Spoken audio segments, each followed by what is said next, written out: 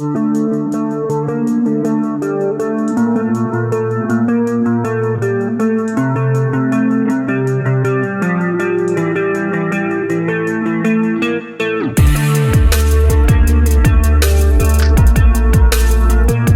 est un grand jour. Nous allons découvrir l'univers de Marilyn Lastiri, Nous avons la chance de passer une journée entière avec Marilyn et son mari, qui sont tous deux des professionnels passionnés de chocolat, pour Rokao et leur chocolaterie culturelle. située à Bligny-sur-Ouche. Enchantée Marilyn. Enchantée. Il faut être créatif pour imaginer de nouvelles associations de saveurs, de nouvelles textures et de nouvelles formes. Quelle est votre méthode de travail ? Alors nous, on n'a pas vraiment de méthode de travail, c'est-à-dire qu'on fait confiance beaucoup à notre imagination, à notre créativité. Des fois, nous avons une motivation spécifique, une inspiration ou quelque chose qu'on a découvert ailleurs pour associer des saveurs, par exemple. Par contre, on adore innover et des fois, on écoute les clients qui ont, j'avoue, des idées surprenantes.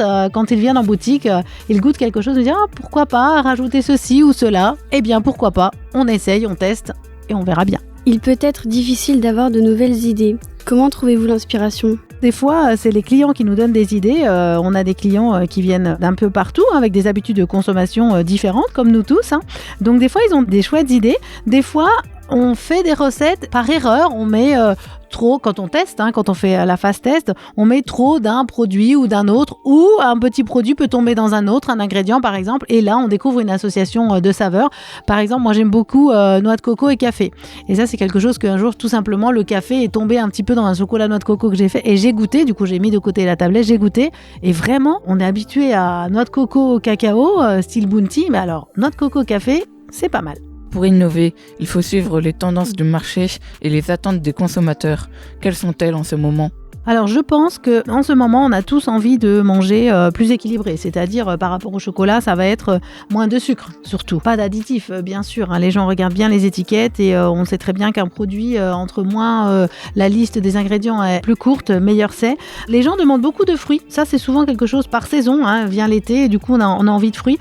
Pour la petite anecdote, par exemple pour la Saint-Valentin de cette année, on a créé une tablette, c'était chocolat blanc avec de la fraise lyophilisée, donc séchée, déshydratée, et de la fleur d'hibiscus. Et la fleur d'hibiscus apportait le petit côté acidulé et la fraise le petit côté sucré, sans rajouter de sucre. Donc c'était très intéressant. Ça vient plus, ça. C'était bien tendance.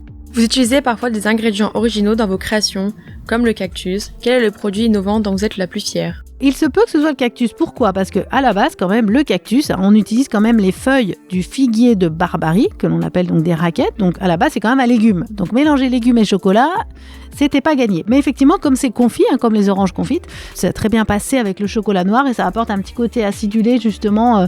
Et les gens, comme ne connaissent pas le cactus, c'est une surprise dans la tablette d'avoir ce petit goût en plus. Quelle est votre stratégie pour vous démarquer de la concurrence ? On n'a pas vraiment une stratégie écrite. On est vraiment passionné, on n'est pas trop dans l'esprit en tout cas de compétitivité.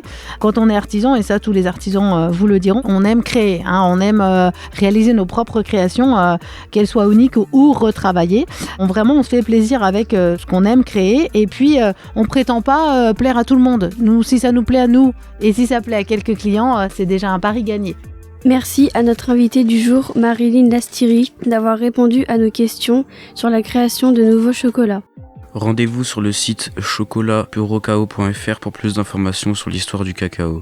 Plus de podcasts avec Marilyn Lastiri et notre classe du collège Condorcet sont à découvrir sur le site internet radioaleo.fr.